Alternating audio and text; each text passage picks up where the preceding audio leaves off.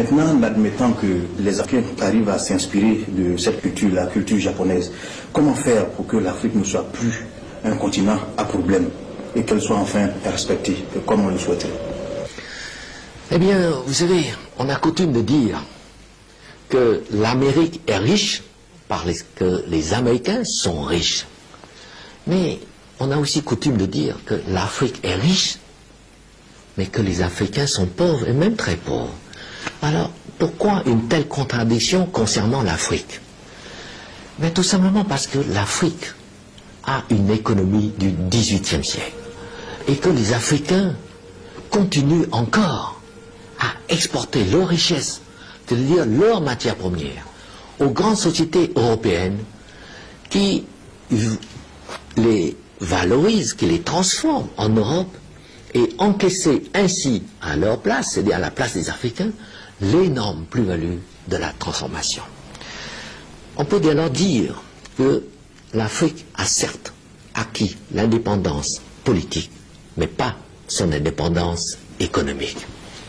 Et pour cela, prenons l'exemple du café. Vous savez que le cours du café vert, fixé à Londres, a baissé de 80% en 8 ans. Alors vous savez aussi qu'aucune entreprise au monde ne peut supporter une telle baisse de prix sans tomber en faillite. Or, c'est ce qui se passe en Côte d'Ivoire et en Afrique. Pire, sur le prix actuel de 370 francs CAF par kilo, CAF ça veut dire coût, assurance et fret, il faut encore enlever les frais des intermédiaires et de transport maritime. Il ne reste donc que 200 francs à peine par kilo à l'Afrique.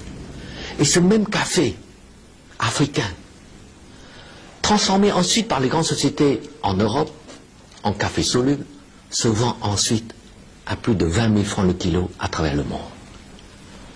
Voilà la contradiction. Et je dirais même l'injustice, elle est là. 200 francs pour l'Afrique qui produit le café et 20 000 francs pour l'Europe qui se contente de transformer le café africain. Et ce qui est vrai pour le café l'est également pour toutes les autres matières premières.